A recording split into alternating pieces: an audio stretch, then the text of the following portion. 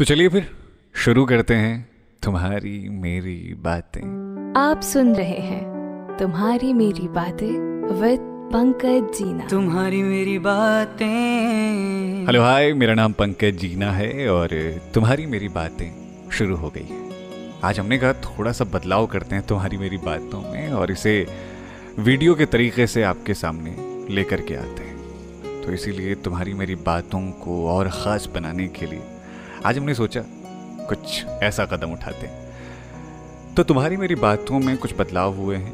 पहले सोमवार, मंगल, बुधवार आपको सुनाई देता था, अभी आपको दिखाई देगा सोमवार, बुधवार और शुक्रवार की रात ठीक 9 बजे, और तुम्हारी मेरी बातें ऐसी चलती रहेंगी। आज मैं सोच रहा था नवरात्रि के बारे में।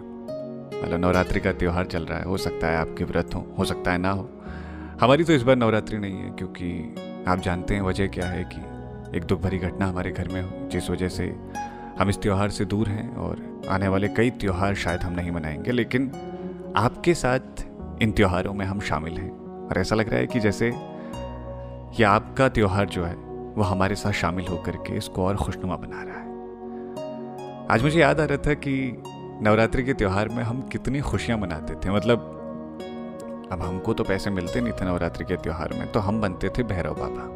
चले जाते थे दीदी लोगों के साथ और जहाँ खाना अच्छा मिलता था वहाँ 7-7, 8-8 पूरियाँ, और जहाँ खाना अच्छा ना लगे वहाँ 2 पूरियों में निपट जाते थे। जल्दी खाना खत्म करो, दूसरी ताई जी के वहाँ जाना है।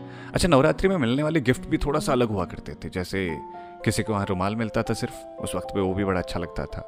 किसी के वहाँ ज्योमेट्री बॉक्स मिलता था। अब उस वक्त पे वो ज्योमेट्री बॉक्स जो होता था ना, वो इतना कीमती लगता था कि लगता था यार ये है तो जिंदगी में सब कुछ अच्छा है। हम दोस्तों के साथ निकल जाया करते थे ऐसे ही नवरात्रि के वक्त पे। उस वक्त पे लखबीर सिंह लखा के भजन चला करते थे, प्यारा सजा है तेरा द्वार भवानी। अभी तो सब अपने अपने घरों में कैद हैं, नवरात्रि की वो फील नहीं है जो हुआ करती थी। मुझे मालूम है कि ये कोविड का टाइम है, धीरे धीरे सब कुछ जब नॉर्मल हो जाएगा तो वापस से लोग भजन गाएंगे और वही शोर जो हुआ करता था नवरात्रि के वक्त पे, जो उत्साह हुआ करता था, वो वापस से दिखेगा। हालांकि धीरे धीरे हम रिकवर कर रहे हैं चीज़ों को लेकर के। आज मैं सोच रहा था उन कलाकारों के बारे में जो दुर्गा मैया के पंडाल बनाते हैं। अभी मैं एक रिपोर्ट पढ़ रहा था और कुछ लोगों से मेरी बात भी हुई, तो पता चला कि कई लोग ऐसे हैं जो पहले मूर्तियाँ बनाया करते थे। अब जब लॉकडाउन में काम बंद हो गया, नवरात्रि के त्यौहार को लोगों ने घर घर बनाना शुरू किया, तो कई लोगों की रोटियां छिन गई इस बीच में।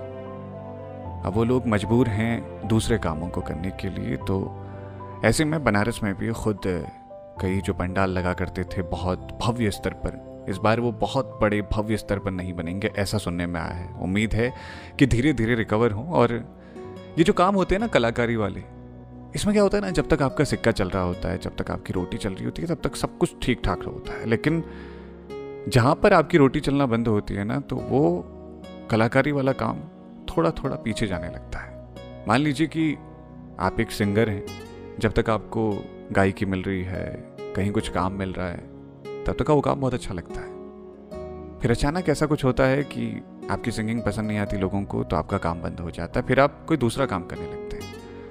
मुझे लगता है ना, ऐसे में रुकना नहीं चाहिए, आपको और बेहतर से बेहतर करते रहना चाहिए अपने आप को। कभी ना कभी तो जिंदगी में अच्छा होगा ना।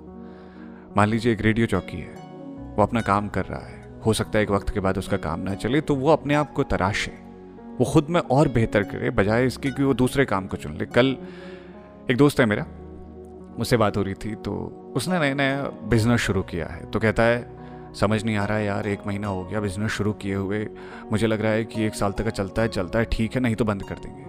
मैंने कहा क्यों बंद कर देंगे?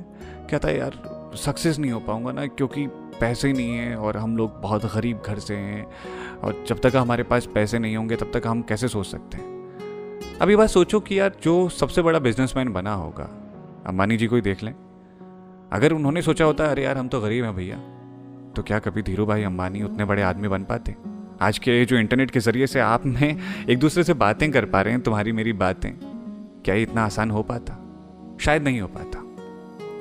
तो इसीलिए आप किस जगह से आए हैं जरूरी नहीं, छोटी छोटी शुरुआत कीजिए। थोड़ा सा हारेंगे तभी तो जीतने का मजा आएगा ना। अब अगर धोनी हर मैच जीत जाएगा तो मजा कैसे आएगा उसकी एक जीत में? जरूरी है ना कुछ मैच हारना। तो मेरा बस इतना ही कहना है कि वो लोग जो बहुत जल्दी हार जाते हैं ना, तो वो हार ना माने। बस आप हिम्मत रखिए, कभी ना कभी तो एक दिन ऐसा आएगा ना जब खूबसूरत दिन होंगे, जब उजली सुबह होगी, जब आपका वक्त भी अच्छा होगा और बुरा वक्त नहीं आएगा। तो अच्छे वक्त के वक्त कहानी कैसे बताओगे? खुद सोचो ना इस बात को। ख्याल रखो, हिम्मत रखो अपने अंदर।